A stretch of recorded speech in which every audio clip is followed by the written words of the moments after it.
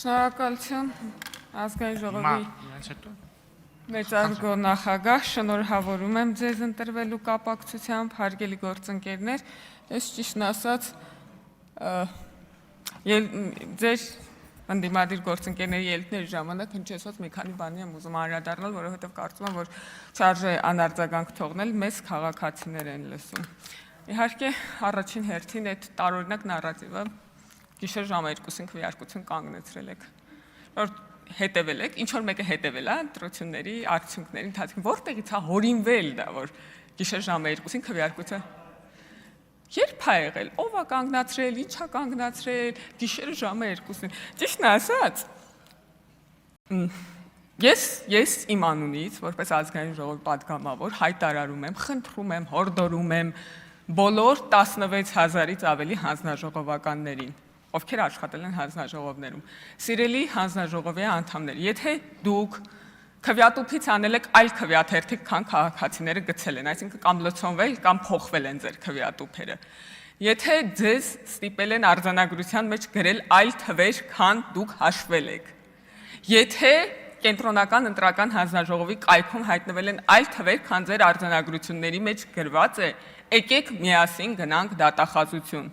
Ես պատրաստ եմ դա անել։ Կա մի քվեաթերթիկի պատմություն, որ ուրիշ բան կարդացել են, ուրիշ տրցակի վրա դրել կամ ուրիշ թիվ գրել են, ուրիշ տեղ արձանագրել, եկեք իրար հետ գնանք այդ քվեաթերթիկի հետևից ինչ հաշակում։ Կանգնեցրել եք, որ ուրիշ թիվ գրեք, իսկ ուրիշ ինչ թիվ ենք գրել։ Այսինքն այդ տենց թռնելով չի այդ պատմությունը, դա գործընթաց է, որի մեջ տասնյակ 100,000-ավոր քաղաքացիներ են ներգրավված եղել։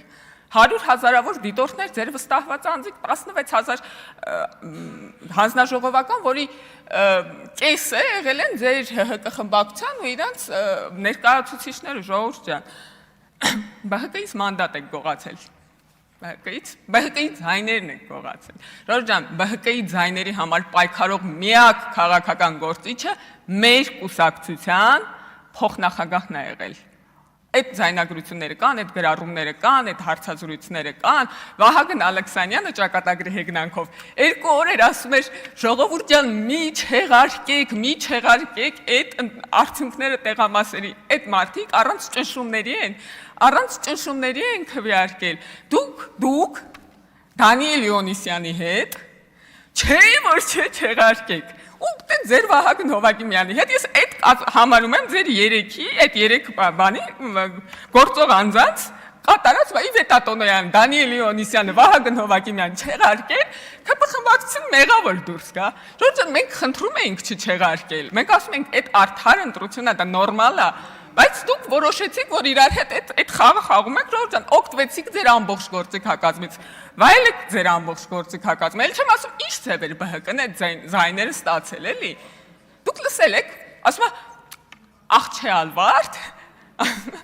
լսել եմ երեք ձեր տունը ԲՀԿ-ից եկել են ընտրակաշարք են բաժանում, բայց չասիր մեր տունն էլ իրեք ձեն կա, մի հատ մեր տուն էլ մտնեին, դուք լսել եք այդ ձայնագրությունները։ Ախր մտնել են բովանդակային քննարկման մեջ, հիշենք ոնց է ԲՀԿ-ն ձայներ հավաքել, ամոթ է, ասում մեր տունն էլ իրեք ձայն կա, մի հատ մեր տուն էլ մտնեին էլի։ Վախեցրել եք ժողովրդին, որ ընտրել են ձեզ, վախեցրել եք։ Ասում ասել եք պատերազմ կլինի, վախեցել են։ Ժողովուրդ հիշում եք ինչ էին ասում ուժեղ Հայաստանում եւ նախընտրական շրջանում։ 300,000 ադրբեջանցիներ են գալու։ Իդեպ պարոն Կարապետյան, քանի որ Տիկին Ղազարյանը այդ պատմությունը պատմեց 11 օր անցի, այդ ելույթը դուք ունեցել եք եւ այդ ելույթը հրապարակային կա, դուք ասել եք ընտրություններից 11 օր անց Google ունեք, կարակ որոնեք գտնեք։ Ալիևը հայտարարելու է ադրբեջանցիների վերադարձի մասին, 11 օր անցել է եւ ոնց որ այդ խոսակցության վերադառնալ չեմ ուզում։ Բայց ժողովուրդ ջան,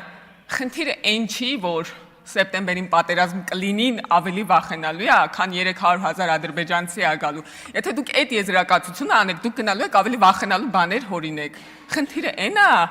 որ պատերազմի վտանգը ավելի արժանահավատ է թվացել, մեր ասածը ավելի արժանահավատ է թվացել, քան ձեր ասածը, ոչ թե մեր ասածը ավելի վախենալու է թվացել, քան ձեր ասածը։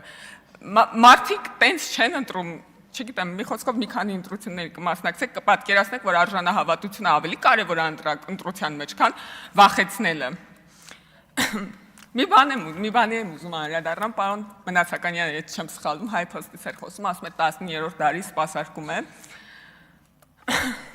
Բայց ես 19-րդ դարի ուրիշ բան եմ տեսել այս դահլիճում, երբ որ Տիկին Ղազարյանը ասում էր քաղաքական գործիչների սեռերով պայմանավորված վերաբերմունք մի ցուցաբերեք քաղաքական գործիչ, այս թևից մի տղամարդ, չեմ ֆիքսելով, բայց դա տղամարդու ձայն էր, ասում եմ, սեռերով պայմանավորված եմ տարբերակելու քաղաքական գործիչներին։ Ժողովուրդ ջան, չի կարող մի երկրում 21-րդ դարի ինստիտուտներ լինել, երբ որ մարդիկ 18-րդ դարի են։ Եթե ուզում եք գալ հասնել 21-րդ դար, եկեք միասին գնանք, մենք հայփոստը տանենք, դուք ձեր խմբակցության անդամներին։ Նախընտրական խոսույթի սրության մասին, ցավոք սրտի պարոն Քոչարյանը այստեղ չի,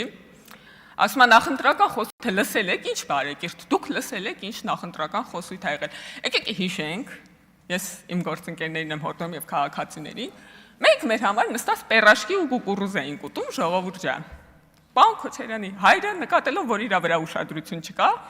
մի օր մտավ եւ սկսեց խոսել ոչ բարեկիրթ բառերով։ Հիշում եք։ Ասենք ես չգիտեմ, հասա Տինաստանի իրանք իրար համբալ չեն ասում, չէ, բարեկիրթը դա չի։ Բայց որոշեց, որ տենց պետք է։ Ժողովուրդ ջան, եթե այդ նույն բանը լինի, այն նույն նախընտրական խոսույթի սրությունը հետ է գալու։ Եկեք չմտնենք այդ դաշտ։ Եկեք չմտնենք այդ դաշտ։ Մեկ էլ ասում է